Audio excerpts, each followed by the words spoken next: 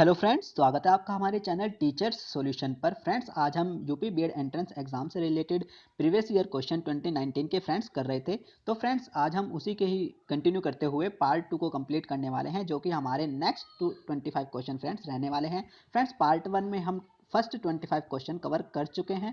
तो अगर फ्रेंड्स आपने वो वाला पार्ट नहीं देखा है तो आप भी उसको जरूर देखिए, बिकॉज उसमें काफ़ी इंपॉर्टेंट क्वेश्चन आपको मिलने वाले हैं 2019 के प्रीवियस ईयर के, जो कि आपके बीएड एग्जाम में पूछे गए थे फ्रेंड्स, जीके के सेक्शन में। तो फ्रेंड्स, आपको वो पार्ट जरूर देखना चाहिए, बिकॉज क्या है होता है कि प्रीवियस ईयर के जो क्वेश्चन होते हैं काफ़ी रिपीट हो जाते हैं एग्जाम में। तो फ्रेंड्स, चलिए पार्ट 2 को शुरू किया जाए। जल्दी से वीडियो हम शुरू करते हैं।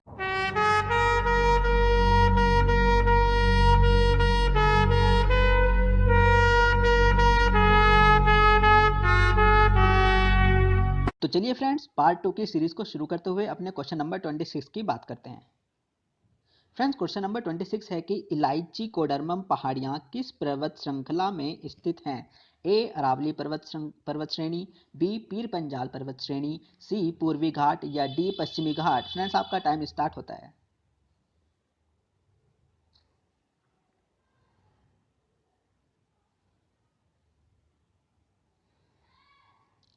फ्रेंड्स, आपका राइट आंसर है डी पश्चिमी घाट। तो चलिए फ्रेंड्स, देखते हैं डिटेल। इलायची कोडरमम पहाड़ियाँ भारत के पश्चिमी घाट की पर्वतमाला की पहाड़ियाँ हैं। इन पहाड़ियों के दक्षिण में नागरकोयले की पहाड़ियाँ हैं तथा उत्तर में अन्नामलाई की पहाड़ियाँ हैं। तो चलिए फ्रेंड्स, आगे बढ़ते हैं। नेक्स्ट क्वेश्चन 27 की हम फ्रेंड्स बात करते हैं।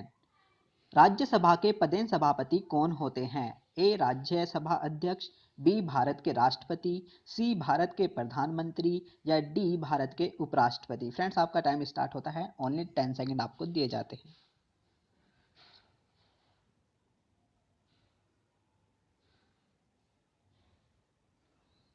फ्रेंड्स, आपका राइट आंसर है डी भारत के उपराष्ट्रपति। तो चलिए फ्रेंड्स, आगे बढ़ते हैं।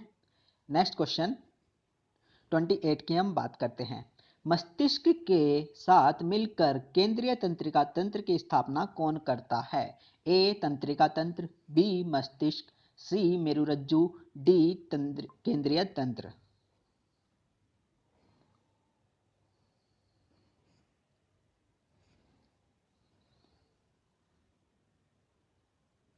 फ्रेंड, राइट आंसर है आपका सी मेरुरज्जु। तो चलिए फ्रेंड्स, आगे बढ़ते हैं, डिटेल जानते हैं। मस्तिष्क मेरुरज्जु के साथ मिलकर केंद्रीय तंत्र का तंत्र की स्थापना करता है। तो मस्तिष्क ने क्या किया? मेरुरज्जु के साथ केंद्रीय तंत्र का तंत्र की स्थापना करी है। केंद्रीय तंत्रिका तंत्र संपूर्ण शरीर की तंत्रिकाओं का नियंत्रण करता है। तो तंत्रिकाओं का नियंत्रण कौन करता है? केंद्रीय तंत्रिका तंत्र। ये भी आपको फ्रेंड्स पता होना चाहिए। तो चलिए फ्रेंड्स, आगे बढ़ते हैं। नेक्स्ट क्वेश्चन 29 की हम बात करते हैं। रंग वर्णांधता किस प्रकार का रोग है? ए संक्रामक रोग, बी उपार्जित रोग, सी अनुवांशिक रोग या डी जन्मजात रोग।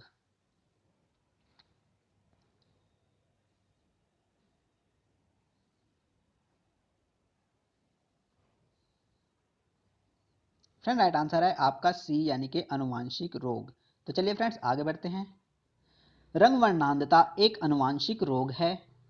इस रोग से ग्रसित व्यक्ति लाल एवं हरे रंग में वो डिफरेंस नहीं कर पाता। यह रोग एक पीढ़ी से दूसरी पीढ़ी में स्थानांतरित होता रहता है। तो चलिए फ्रेंड्स, आगे बढ़ते हैं। Next question 30।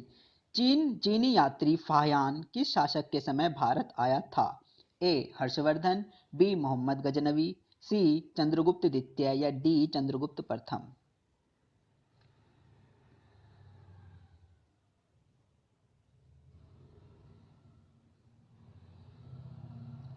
फ्रेंड्स, आपका राइट आंसर है सी चंद्रगुप्त द्वितीय, यानी कि चीनी जो यात्री था फायान, वो चंद्रगुप्त द्वितीय शासक के शासन में भारत आया था। डिटेल जानते हैं।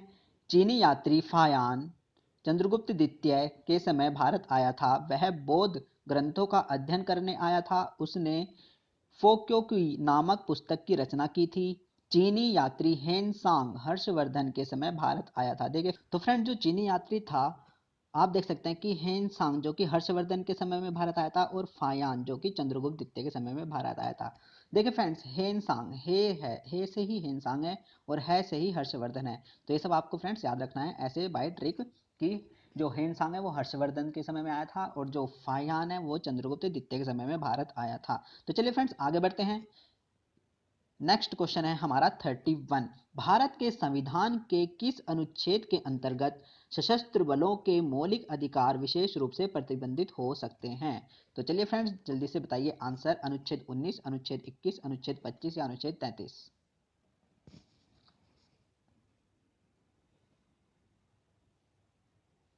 फ्रेंड्स आपका राइट आंसर है डी, अनुच्छेद 33 के अंतर्गत आपके सशस्त्र बलों के मौलिक अधिकार प्रतिबंधित किए जा सकते हैं संसद के द्वारा। तो चलिए फ्रेंड्स आइए डिटेल देखते हैं। भारतीय संविधान के अनुच्छेद 33 के अंतर्गत सशस्त्र बलों के मौलिक अधिकार विशेष रूप से प्रतिबंधित हो सकते हैं। यह कार्य संसद द्वारा कानून बनाकर किया जा सकता है। तो चलिए फ्रेंड्स आगे बढ़ते हैं। Next question 32। संपत्ति के अधिकार की वर्तमान परिस्थिति क्या है? ऑप्शन ए वैधानिक अधिकार, ऑप्शन बी मानव अधिकार, ऑप्शन सी मौलिक अधिकार या ऑप्शन डी प्राकृतिक अधिकार।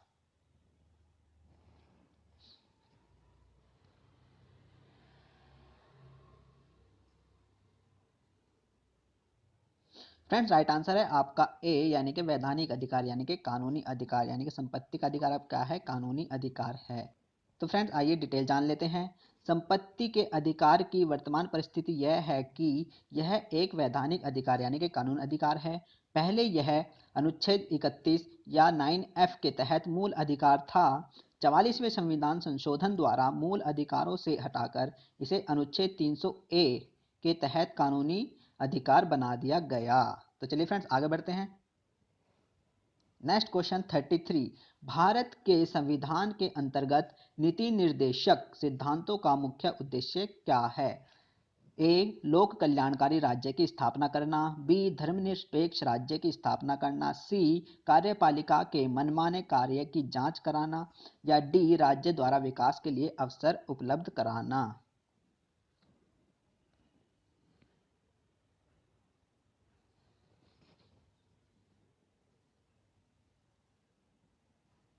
फ्रेंड आपका राइट आंसर है ए लोक कल्याणकारी राज्यों की स्थापना करना। तो चलिए फ्रेंड्स आगे बढ़ते हैं। भारत के संविधान के अंतर्गत नीति निर्देशक सिद्धांतों का मुख्य उद्देश्य लोक कल्याणकारी राज्यों की स्थापना करना है। संविधान में इनका वर्णन भाग 4 के अनुच्छेद 36 से 51 तक में किया गया है। इन्हें आयरलैंड के संविधान से लिया गया है। फ्रेंड देखिए इस डिटेल में काफी सारे आपको क्वेश्चन मिलते हैं। फ्रेंड्स स्मार्ट ट्रिक क्या होती है पढ़ने की? स्मार्ट वे में पढ़ना, कहते हैं ना कि स्मार्ट वे में पढ़ाई कीजिए। तो आप एक क्वेश्चन से कितने क्वेश्चन के आंसर आप निकाल पाते हैं, यही है स्मार्ट स्टडी। ऐसा कुछ नहीं है स्मार्ट स्टडी कुछ हो रहा है। स्मार्ट स्टडी यही है कि आप एक क्वेश्चन से आपको कितनी ज़्यादा क्वेश्चन की जानकारी होती है। जैसे कि एक डिटेल से हमने इसमें काफ़ी क्वेश्चन देख लिए कि जो ये है कहाँ से आयरलैंड से आपका नीति निर्देशक तत्व लिए गए हैं, है ना फ्रेंड्स। और अनुच्छेद 36 से 51 तक में ये आता है और भाग 4 में ये आता है। देखिए 3-4 क्वेश्चन आपके यहाँ से बनते हैं। तो ऐसे ही आपको पढ़ना है जिससे कि एक क्वेश्चन से आपका काफ़ी सारा कुछ कंप्लीट होता रहे। चलिए नेक्स्ट क्वेश्चन की हम बात करते हैं जो कि है आपका 34। हिंद महासागर कृत्रिम रूप से किस नहर के माध्यम से भूमध्य सागर से जुड़ा है? ए वेलैंड नहर, बी कील नहर, सी बाल्टिक सागर नहर या डी स्वेज नहर।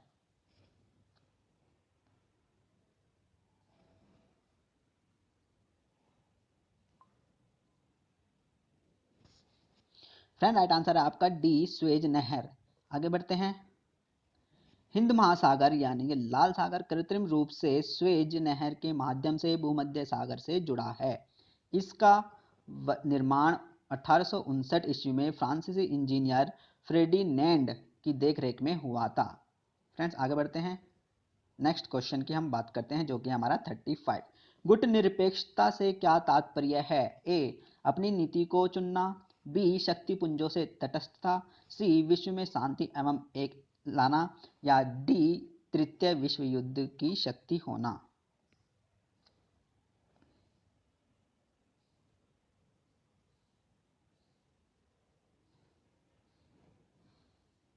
फ्रेंड राइट आंसर है आपका बी शक्ति पुंजों से तटस्थता। आगे बढ़ते हैं। गुट निरपेक्षता से तात्पर्य शक्ति पुंजों से तटस्थता है, अर्थात गुट निरपेक्ष राष्ट्र शक्ति पुंजों किसी के पक्ष में न रहकर अपनी स्वतंत्र विदेश नीति का संचालन करेंगे, यानी कि उनकी अपनी शक्ति होगी फ्रेंड्स, है ना। इस आंदोलन के प्रारंभ पंडित जवाहरलाल नेहरू, अब्दुल नासिर तथा मार्शल टीटो थे। यह वर्ष 1961 से प्रारंभ हुआ था।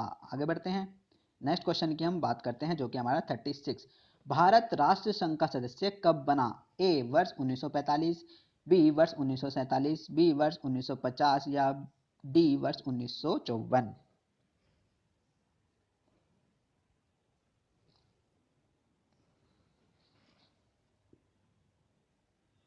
फ्रेंड राइट आंसर है आपका ए 1945। आगे बढ़ते हैं, डिटेल जानते हैं। भारत संयुक्त राष्ट्र का सदस्य वर्ष 1945 में बना। इसने सैन फ्रांसिस्को सम्मेलन में भाग लिया था। इस समय संयुक्त राष्ट्र के चार्टर पर हस्ताक्षर हो रहे थे। भारत ने भी इस पर हस्ताक्षर किए और वह भी इसका सदस्य राष्ट्र बन गया। यानी कि 1945 में संयुक्त राष्ट्र का सदस्य बना था भारत, है ना फ्रेंड्स, आपको पता होना चाहिए। आगे बढ़ते हैं, नेक्स्ट क्वेश्चन की हम बात करते हैं जो है हमारा 37। विश्व व्यापार संगठन का मुख्य उद्देश्य क्या है? यानी कि डब्ल्यूटीओ का मुख्य उद्देश्य क्या है? ए विश्व व्यापार के लिए सद्भावनापूर्ण बाजार बनाना, बी विश्व व्यापार को बढ़ावा देना, सी विश्व व्यापार की मात्रा में वृद्धि करना और प्रतिबंधों की समाप्ति, डी व्यापार के लिए केंद्र स्थापित करना।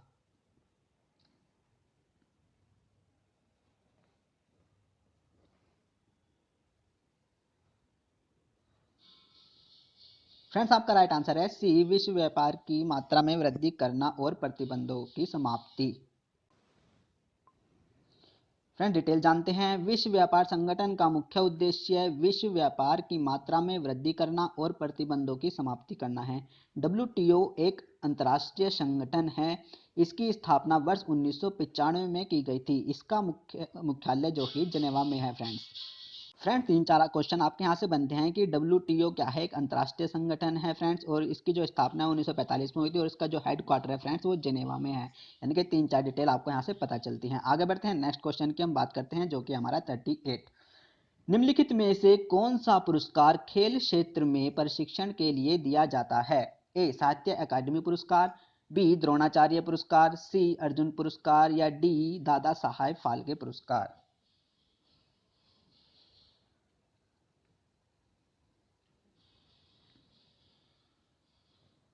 फ्रेंड्स आपका राइट आंसर है बी द्रोणाचार्य पुरस्कार, यानी कि कोच को जो दिया जाता है।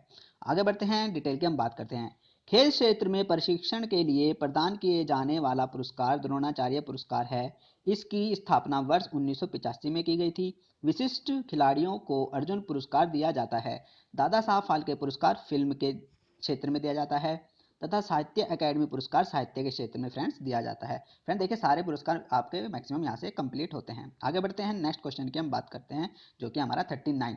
अर्थशास्त्र का नोबेल पुरस्कार किसके द्वारा दिया जाना आरंभ हुआ था? यानी कि अर्थशास्त्र का जो नोबेल था वो किसने आरंभ किया था देना?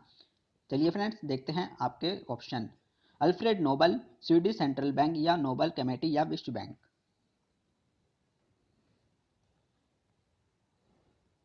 फ्रेंड आपका राइट आंसर है बी स्वीडिश सेंट्रल बैंक। आइए फ्रेंड्स जानते हैं डिटेल।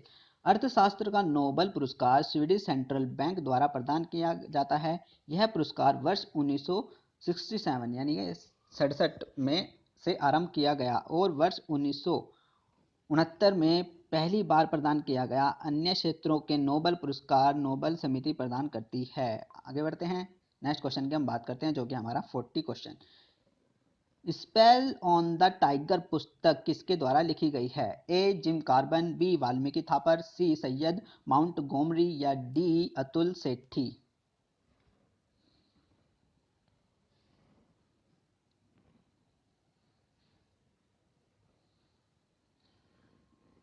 फ्रेंड्स ये जो बुक है सैयद माउंट गोमरी द्वारा लिखी गई है। फ्रेंड्स आगे बढ़ते हैं।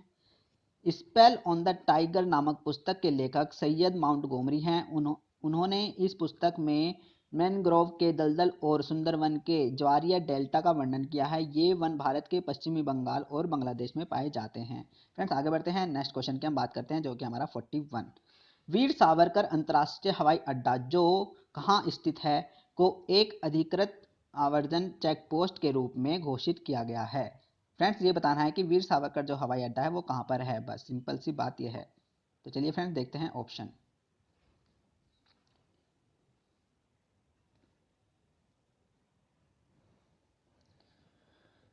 फ्रेंड्स आपका राइट आंसर है सी, पोर्ट ब्लेयर अंडमान निकोबार में आपका वीर सावरकर हवाई अड्डा है। आइए फ्रेंड्स जानते हैं डिटेल। वीर सावरकर अंतर्राष्ट्रीय हवाई अड्डा जो पोर्ट ब्लेयर अंडमान निकोबार द्वीप समूह में स्थित है को एक अधिकृत आवर्जन चेकपोस्ट के रूप में घोषित किया गया है। यह घोषणा जनवरी 2019 में की गई थी। उल्लेखनीय है कि वीर सावरकर एक क्रांतिकारी नेता थे जिन्होंने स्वतंत्र आंदोलन में बढ़ चढ़कर हिस्सा लिया था। चलिए फ्रेंड्स आगे बढ़ते हैं, नेक्स्ट क्वेश्चन की हम बात करते हैं जो कि हमारा 42। संघाई कॉरपोरेशन संगठन में कौन कौन से देश शामिल हैं? फ्रेंड्स आपके ऑप्शन हैं चीन, रूस, कजाकिस्तान, उज्बेकिस्तान, तजाकिस्तान और किर्गिस्तान। बी चीन, रूस, मंगोलिया, कजाकिस्तान, उज्बेकिस्तान और तजाकिस्तान। सी चीन, रूस, मंगोलिया, ईरान, कजाकिस्तान और उज्बेकिस्तान। और डी चीन, रूस, ईरान, उज्बेकिस्तान, तजाकिस्तान और किर्गिस्तान।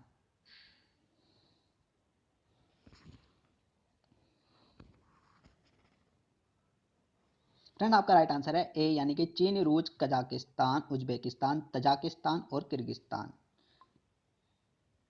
संघाई कॉरपोरेशन संगठन में चीन, रूस, कजाकिस्तान, उज्बेकिस्तान, तजाकिस्तान तथा किर्गिस्तान देश शामिल हैं। इसमें मंगोलिया, ईरान शामिल नहीं है। इस संगठन की स्थापना 1996 में की गई थी। इसका पहला सम्मेलन 2001 में संघाई में हुआ था। हाल ही में भारत और पाकिस्तान को भी इसका सदस्य बनाया गया। आगे बढ़ते हैं, नेक्स्ट क्वेश्चन की हम बात करते हैं जो कि हमारा क्वेश्चन नंबर 43। दूरी मापने की सबसे बड़ी इकाई कौन सी है? फ्रेंड्स आपके ऑप्शन हैं प्रकाश वर्ष, खगोलीय इकाई, पारसेक या इनमें से कोई नहीं।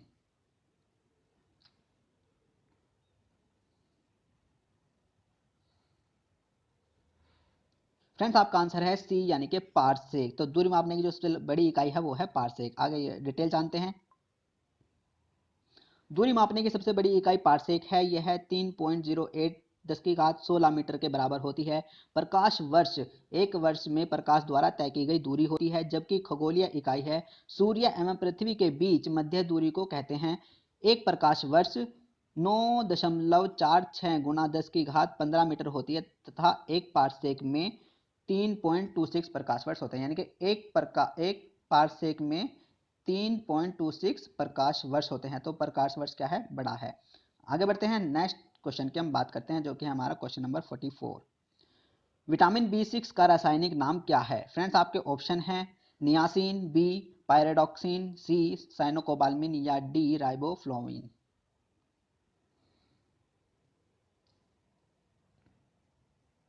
फ्रेंड आपका राइट आंसर है बी पायरोडॉक्सिन। आगे बढ़ते हैं, डिटेल जानते हैं। विटामिन B6 का रासायनिक नाम पायरिडॉक्सिन है। इसकी कमी से एनीमिया एवं त्वचा रोग होता है। यह यकृत, मांस तथा अंकुरित अनाजों में बहुलता में मिलता है। आगे बढ़ते हैं, नेक्स्ट क्वेश्चन, क्वेश्चन नंबर 45 की हम बात करते हैं। गति के नियम का प्रतिपादन किसने किया? यानी कि गति के नियम आपको किसने बताया, ये बताना है। आपके ऑप्शन है न्यूटन, आइंस्टीन, फेरल या कोपरनिकस।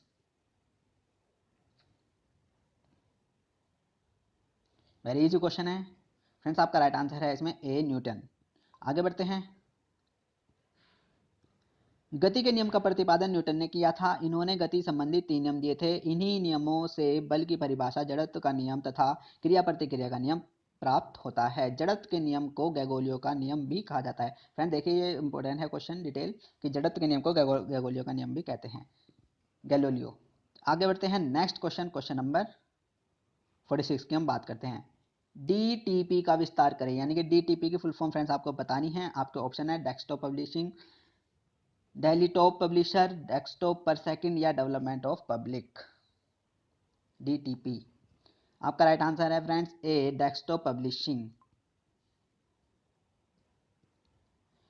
DTP का पूरा नाम डेस्कटॉप पब्लिशिंग है। यह पब्लिकेशन के क्षेत्र में प्रयुक्त होता है। आगे बढ़ते हैं, नेक्स्ट क्वेश्चन, क्वेश्चन नंबर 47 की हम बात करते हैं। दवा व खाद्य पदार्थों के संरक्षण आदि में किस अम्ल का प्रयोग होता है? आपके ऑप्शन है सिट्रिक अम्ल, बेंजोइक अम्ल, फॉर्मिक अम्ल या एसिटिक अम्ल।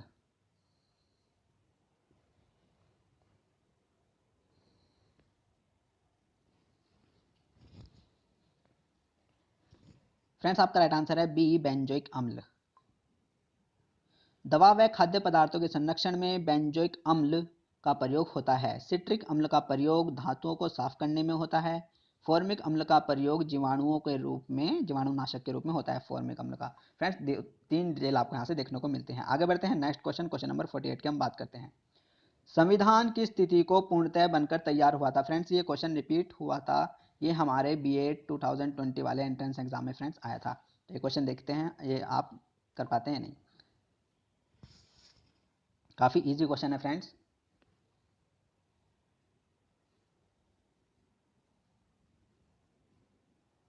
आपका आंसर है सी 26 नवंबर 1949। 26 नवंबर 1949 को संविधान पूर्णतः बनकर तैयार हुआ था। इसकी कुछ धाराएं इस समय से लागू हो गई थी, परंतु यह पूर्ण रूप से 26 जनवरी 1950 को लागू हुआ। इस दिन से भारत एक गणतंत्र बना। आगे बढ़ते हैं friends. Next question, question number 49 की हम बात करते हैं। भारत में राजनीतिक शक्ति का प्रमुख स्रोत क्या है? ऑप्शन ए भारत की जनता, बी संविधान, सी संसद, डी संसद और राज्य की विधायिकाएं।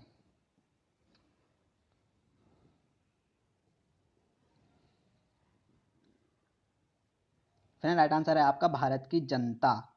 आगे बढ़ते हैं, डिटेल जानते हैं।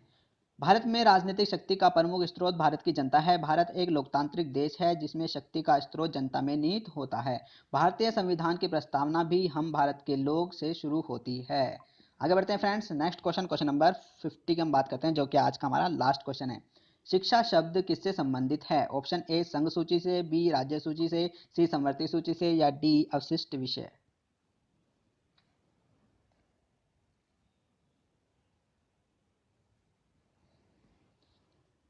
फ्रेंड्स आपका राइट आंसर है सी समवर्ती सूची से। फ्रेंड्स आगे बढ़ते हैं। शिक्षा शब्द समवर्ती सूची से संबंधित है। पूर्व में यानी कि पहले, पूर्व का मतलब पूर्व दिशा में यानी कि पहले यह राज्य सूची का विषय था, परंतु 42वें संविधान संशोधन द्वारा इसे समवर्ती सूची में डाल दिया गया है। अब इस पर केंद्र व राज्य सरकार दोनों कानून बना सकती हैं। फ्रेंड्स काफी अच्छा क्वेश्चन था। फ्रेंड्स अब आपके ये पार्ट 2 फ्रेंड्स कंप्लीट हो चुका है, यानी कि आपके टोटल 50 क्वेश्चन 2029 के जो बीएड एग्जाम के जी के पोर्शन में आए थे आपके टोटल हो चुके हैं कंप्लीट। फ्रेंड्स आपने अगर पार्ट 1 नहीं देखा है तो आप जाकर उसको देख सकते हैं। और फ्रेंड्स आपको हमारी वीडियो अच्छी लगी है तो आप फ्रेंड लाइक कर सकते हैं। और अगर आप हमारे चैनल पर नए हैं और यूपी बीएड 2021 में अपीयर हो रहे हैं तो आप प्लीज़ हमारे चैनल को फ्रेंड्स सब्सक्राइब कर लीजिए, ताकि आपको आने वाली वीडियो की नोटिफिकेशन बड़े ईजिली मिल सकें और आप उनको देख सकें और वहाँ पर अपने एग्जाम में क्वेश्चन बड़े ईजिली करके आ जाएँ। तो चलिए फ्रेंड्स मिलते हैं कल नेक्स्ट वीडियो में नेक्स्ट चैप्टर के साथ। तब तक के लिए जय हिंद, नमस्ते, थैंक यू, बाय बाय।